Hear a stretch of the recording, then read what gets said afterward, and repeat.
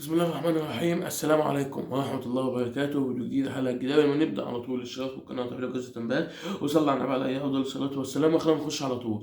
شفتوا اللي حصل المعلومات الأخيرة اللي ظهرت في قضية طالب الألوان اللي احنا اتكلمنا عنها؟ خلوا ده الجزء الثاني من الفيديو بعد ما ظهور معلومات يقال إنها حقيقية وإنها حصلت. خلينا بس نتكلم على طول. خلينا بس نقول حضرتك بيقال إن اللي ارتكب الجريمة أصلا يمكن أن يقال أن عمل كلية هو اللي عمل كده.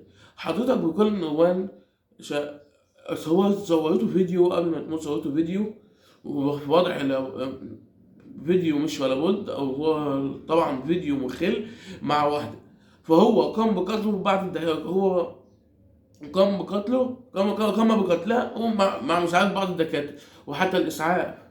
أشك فإن ولازم كمان نذكر حاجة، وذلك بشهادة واحدة صاحبتها قالت إن أنا معايا فيديوهات بتاع ده وقبل وهي بعد ما ماتت.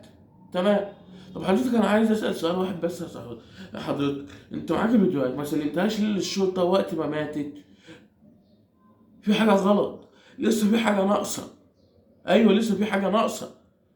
هو حضرتك عشان تعملي كده لازم بعد ما مات على طول تديله البتاع عشان يحطوا العميد الكلية والدكاترة اللي ساعدوه في دايرة الاتهام بحيث ان حق صاحبتك يرجع.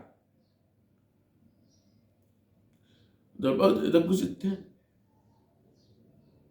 وحتى كمان ان اللي ساعدها البنت اللي اتصورت معاها ساعدته، وقال ان البنت دي طالبة في الجامعة برضه. هبص بقى من الحوادث اللي حصلت الفترة الأخيرة غير دي كمان. عندك الطفل المستهتر اللي عيل 17 سنة برضه، اللي داس بنت في رابعة كلية برضه بسبب تعوره وخبطها وشالها بالعربية. حضرتك قيس ده على حوادث قديمة حصلت وشوف الحل اللي احنا وصلنا له. احنا محتاجين نفوق من غلطنا. احنا بنغلط وكلنا بنغلط، بس محتاجين نتعلم من غلطنا. حضرتك المعلومات دي بتاعت البنت دي لو صح، المفروض أول ناس تمسك المسؤولين في الكلية. فين المفروض اللي يتجازى بهذا العميد باللي ساعدوه، بالإسعاف، بالمسعف اللي ما حضرش، بأمن الكلية. فين بأمن الكلية ساعتها في الوقت ده؟ في حاجة غلط برضك، لسه في حاجة ناقصة بناء على ما تم، على ما بيقال. الله أعلم إذا كانت المواضيع دي حقيقية. احنا عايزين نحاول على قد ما نقدر نجيب حاجة، نجيب حقها حتى وهي ميتة. كل ده زي ما فاكرين لما قلت لكم في الفيديو بتاع امبارح ان ان الحادثة دي لا يخرج منها، لا يمكن ان يطلع منها جريمة قتل، انها تكون جريمة انتحار اصلا. اقول لكم ليه؟ لان بشهادة صحابها قالوا لها كانت كويسة في اليوم ده وما كانش فيها اي علامة تدل على انها عايزة تنتحر اصلا. وقالت لهم انها ماسكة فيديوهات على العميد، فيديوهات مخلة مع بنت. هل ده يجوز؟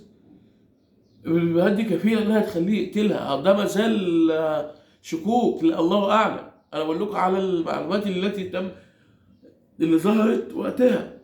ظهر يا دوبك الحادثة عملت بعض المعلومات ظهرت، قلت شاركها معاكم يمكن نتوصل لحاجة سوا.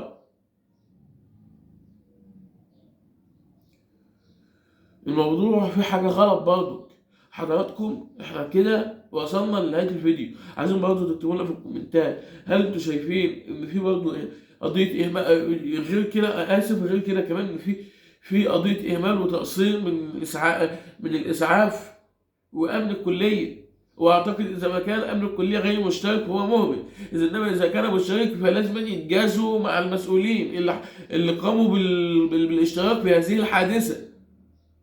وده طبعا كان آخر فيديو. أشوفكم في فيديو جديد. السلام عليكم.